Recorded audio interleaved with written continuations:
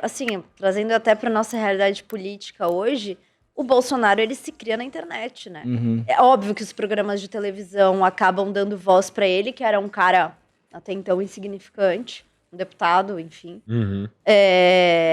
que viveu a vida inteira da política, mas ele se cria e ele acaba usando muito bem a internet, esse é um mérito dele, nesse ambiente virtual. Tem um podcast muito bom, que eu não sei se vocês já escutaram, chama Retrato Narrado, Não. que é da Carol Pires, é uma repórter de Brasília, da Piauí, da Rádio Novelo com a Piauí. Bom, então. Chama Retrato Narrado. E conta justamente a história sobre a ascensão do Bolsonaro, pra gente entender o que é o fenômeno do bolsonarismo. É muito bom esse podcast. E fala justamente sobre esse ambiente virtual. Então, o ambiente virtual, ele é muito você se influencia muito, tanto é que tem os influenciadores e tudo mais.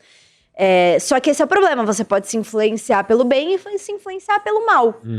E a internet é esse ambiente de que... E o que também há, e de filhos de uma puta aqui, porque tudo é narrativa, né? Que constroem inteligentemente grandes narrativas que Comentam ela, também foram incutidas por grande parte da grande mídia com relação ao outro lado também, durante muitos anos. Afinal, os donos de grande mídia sempre foram pessoas de direita no Brasil. Não sei se é essa extrema direita aí, mas com certeza economicamente pelo menos de direita, e que massacrou por muitos anos, e isso incutiu na cabeça das pessoas que muitos desses representantes políticos ao lado de esquerda são estritamente vagabundos e bandidos, etc e tal. Claro que tem, mas também tem muitos que não são, Claro. como do outro lado, né? O meu ponto é, aí você vai pegando isso, esses caras que constroem essa narrativa e que maleficamente conseguem te incutir a falar, pô, esse cara tá certíssimo, é exatamente isso, porque olha o que eu venho acompanhando e não sei o que, não sei o que, não sei o que. E aí, alguém que já tem uma ideia de manutenção dos seus próprios privilégios, que tá pouco se preocupando pro senso de comunidade, porque a própria propaganda hoje incute na gente um senso de sobrevivência muito individualista. É eu, o nós Não existe, né? não existe. Com todo esse contexto, nossa, gente, é difícil a gente saber como que a gente vai lidar com isso pra frente. E nesse aspecto, a gente que tá falando sobre futebol, que o tempo todo, e esse canal sempre foi um canal muito politizado e tal, a gente sempre teve muita dificuldade de se colocar nesse lugar, porque a gente sabe que o público do futebol, na maioria, é um público de direita. Então, ao a gente topar fazer um canal politizado e se colocando mais à esquerda, a gente sabia desde o início que a gente estava muito mais perdendo economicamente do que ganhando. Você falou, por exemplo, que quando você chegou na Band, você foi comparada por alguém ali ao Thiago Leifert. Eu gosto muito Para mim, o Thiago Leifert era um excepcional comunicador. Um cara que tem uma visão para atingir um público macro que é invejável, assim. Ele consegue falar com a senhorinha do mesmo jeito que ele fala com... Deixando claro, né? Falaram isso pra mim. Não. Eu acho, eu tá? sei se não... Porque daqui a pouco aí aparece o corte lá, tá se comparando com o Thiago Leifert, não. olha. Isabela Não, Labarca. Deixa tô isso- longe disso. Ele é muito Clara, maior que Thiago eu, Leifert. inclusive. Exato.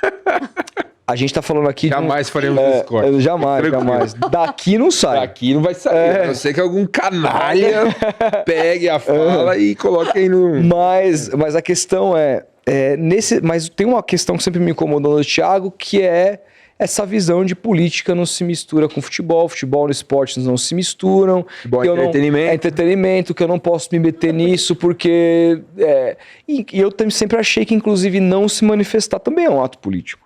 Como é que você vê, hoje em dia, justamente a política com a relação esportiva, e você, sendo uma jornalista esportiva, como você lida com as suas posições políticas atualmente, dada essa polarização gigante que a gente vive?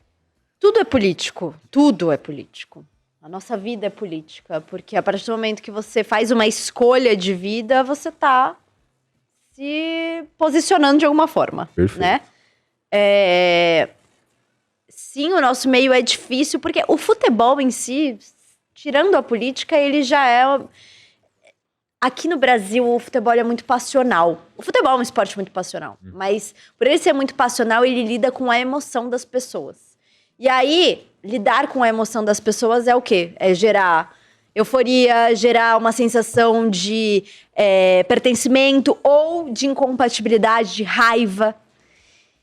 Então, você já tem esse componente. E aí, quando você se posiciona politicamente, você pode dobrar esse sentimento na pessoa. Eu sou corintiano e de direita, essa palmeirense de esquerda, sei lá, uma coisa assim. Ou me odeia já é. Ou o contrário, né? Ou o contrário. Eu sou corintiano de direita, essa palmeirense aí, de direitinha. Tá ligado? É isso que rola, cara. É isso. Me odeia totalmente, sou a figura mais desprezível pra essa pessoa. Então, assim, eu tento... eu não concordo que futebol e política não se misturam. Aliás, a gente viu na final da Copa do Mundo de Clubes o Trump querendo aparecer na foto do Chelsea. O que é isso se não é política, utilizar o esporte? Perfeito isso. É perfeito. Então, assim, tipo, o futebol, sim, ele se mistura à política. Um dos principais movimentos que a gente tem no país de futebol é a democracia corintiana. Sem dúvida. É um movimento político, Sem dúvida. né? Então, assim, futebol se mistura à política, não tem jeito. Mas eu também tento me preservar de alguma forma, porque... São brigas cara, que... Se você for me perguntar a minha posição, eu vou falar, eu não sou de me esconder.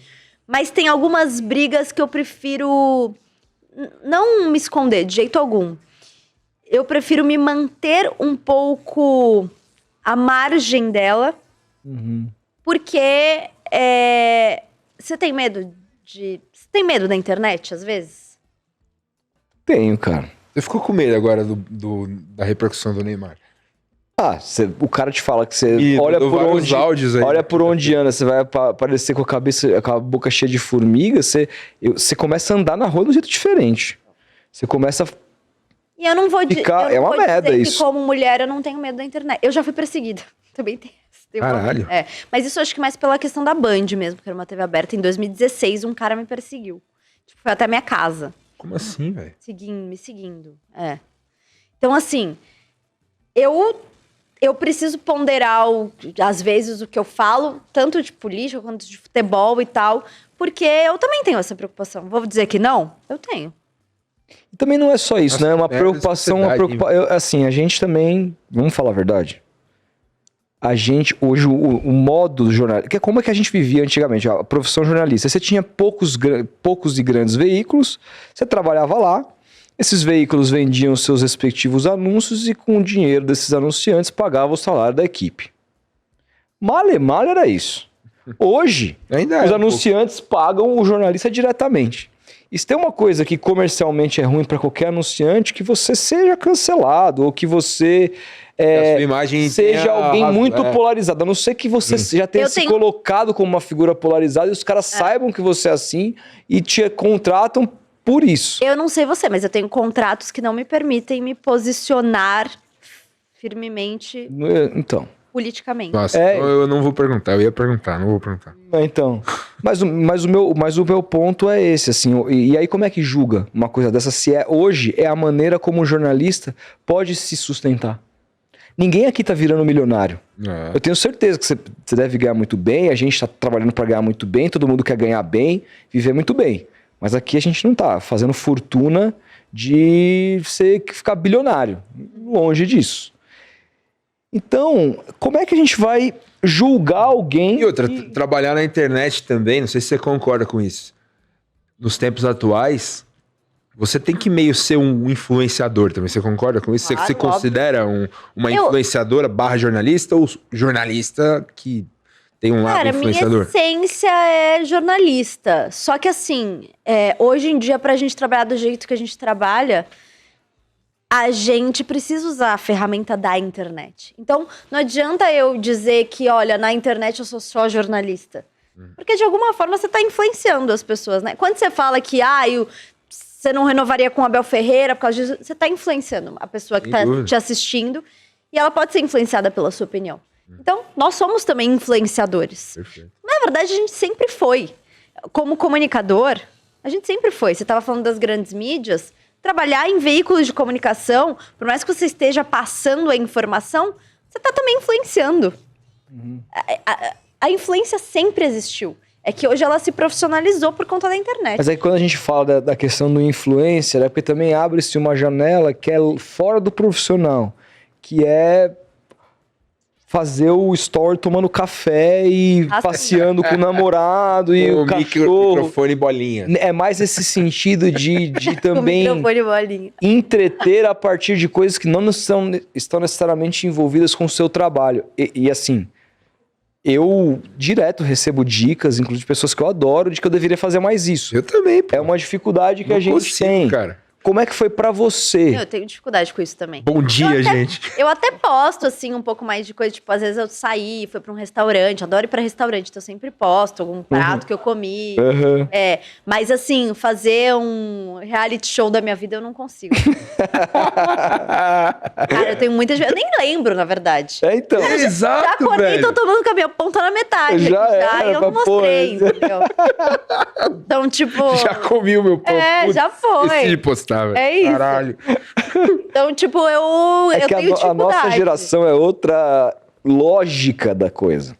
A gente, eu mesmo, quando eu vou convidado a algum lugar, às vezes eu fui na placar, eu deveria ter feito stories Eu mais te legais. falei. Pô, tô chegando aqui, não lembro. Chego lá, pô, te vê, a gente começa a conversar, programa, Meu foi, Sormani, acabou. já era. Já Viu- era. viu- Cadê viu o o tiozão, já story, era. velho? Não fiz.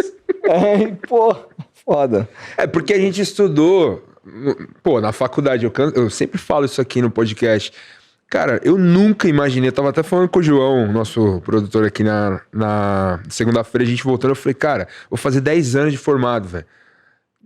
2015, quando eu tava saindo da faculdade, eu nunca imaginei que eu ia estar trabalhando na internet. Meu sonho era trabalhar no rádio, Mas eu também não. era trabalhar numa TV. Nunca pensei em trabalhar com internet. E ainda lembro que tinha um preconceito na época, porque a gente se formou num período muito ruim, né? Foi o hiato ali, a transição entre dúvida. veículos de comunicação tradicionais e a internet. Então, tipo, tava surgindo o blog, né? Eu lembro que eu tive uma matéria de internet na minha faculdade. Imagina, hoje não existe isso. Eu nem sei como E é eu que tá hoje. Ah, mas não deve existir. É. Aí, eu lembro que naquela época estavam surgindo as blogueiras. E assim, a gente olhava pro blogueiro, pra blogueira de uma forma meio pejorativa. Né? Total. Filhinha de papai e pode aí ficar montando o look dela, entendeu? Isso. Maquiagem, né? Então a gente olhava de uma forma Essas meninas estão pejorativa. milionárias. E hoje eu tenho inveja delas. Devia ter feito mesmo, entendeu? Porque elas estão riquíssimas agora.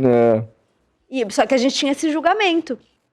Então, assim, as coisas mudaram, né? E a gente tem que se adaptar a essa realidade. Não tem jeito. É isso. É um desafio trabalhar na internet, né? Desafio. Você não fica meio... Às vezes me dá uns 5 minutos, assim, eu fico, caralho, Uma velho. ansiedade, Como né? que vai ser daqui Total. 10 anos, 5 anos? E se o YouTube acabar? Putz, e aí? Total. Não te dá um... E não só isso. A pressão que a internet coloca na gente também. E é uma pressão interna nossa. Tipo, muitas vezes eu fico, putz, eu não produzi nada. Essa semana eu não gravei um vídeo, sei lá, que eu não subi no Reels. Sabe? Tipo, e às vezes, eu tive uma semana filha da puta, que eu não parei de trabalhar com as minhas obrigações ali fora da internet. Que às vezes estão na internet, mas não na minha internet, na minha rede social pessoal. E eu fico ali, e às vezes eu tô, trabalhei o dia inteiro. Aí eu parei meia hora aqui no sofá. Podia estar gravando um vídeo, né? Então, assim, eu acho que tem essa... Ela te obriga meio que inconscientemente, né? A tá sempre Não, e você fica escravo da produção de conteúdo, cara. escravo dos números, Escravo Likes. do o algoritmo. algoritmo. Nossa, isso é, cara... Não, é difícil. É difícil, assim. É difícil, Não é cara. fácil. Não, e aí é isso, né? Aí a gente precisa performar nos números para que as marcas se interessem. E aí as marcas se interessam e a gente não pode falar tudo aquilo que a gente pensa, porque não é nem o que a marca pensa. Não é se a marca é de direita ou esquerda. marca se ela- quer vender. É que a marca quer vender. Pô, E aí pra se todos você os elimina públicos. metade do público, exatamente. Você fala assim, irmão, é como o Michael Jordan dizia, republicanos também compram Nike. Sim. Então, assim, eu não posso... Porque a mãe dele teve uma eleição lá na North Carolina, que podia ser o primeiro deputado preto a ser eleito, e o Michael Jordan era uma puta figura, veio de North Carolina da universidade, e a mãe dele super engajada, pediu pra ele apoiar, e ele falou, não vou apoiar. Ele foi massacrado na época por isso. É diferente do LeBron, que já sempre levantou essas pautas, mas também num outro momento de evolução total da sociedade, 20 anos depois, o Jordan falou, não, cara, republicanos também compram tênis, então eu não vou entrar nessa. E hoje ele é simplesmente, com essa lógica, o atleta que mais faturou e continua faturando na história de todos os tempos, cara. É isso. E além disso, é isso, você tá falando para todos os públicos. Eu, por exemplo, na Placar, vou usar o exemplo da Placar aqui, eu tô falando para todos os públicos. Então, e eu não quero excluir ninguém. O problema é que hoje, o debate, ele tá muito excludente. A gente não consegue conversar. Então, às vezes, por mais... Saudade do PSDB. Que saudade. Eu não gostava dos caras, mas porra, cara, eu conseguia trocar uma ideia, cara. É isso. Hoje a gente não consegue conversar. Então, vou ser muito sincera, assim. Tem essa questão do trabalho de, tipo... Putz, algumas marcas pedem que você não se posicione e tal. Mas eu acho que em determinados momentos eu penso que eu escolho a minha paz. Porque também tem isso, né? Tem a coisa de você falar, pra que eu vou ouvir esse tipo de comentário? Comprar certas brigas, né? Porque, tipo, é isso, assim, cara, eu sei sobre a minha posição política, eu sei o que eu acredito e o que eu não acredito, que eu sou totalmente contra. Uhum. Mas tipo, tem horas que você fala, puta, tá tão bom aqui, fica quietinha, tranquila, sabe? Eu não condeno. Porque, cara, é isso. Hoje em dia as pessoas não conseguem ouvir opiniões contrárias. Não conseguem, ponto. E também, assim, até a gente, assim, eu valorizo muito gente que tá disposto a comprar essa briga, porque eu já estive muito mais. Sim. Sabe? E não é que eu abandonei, não, o barco. Pelo contrário. Mas eu não. E eu Inclusive, também não abandonei. dependendo do que acontecer ano que vem, eu vou ter que voltar com a corda toda. Né? Tô muito preocupado, inclusive. Mas, assim, é foda também, né, cara? A gente tem nossa vida, tem nossa família pra cuidar, um monte de problema. Não é fácil, cara. Não é fácil. É por isso que eu admiro demais quem tá ali, ó.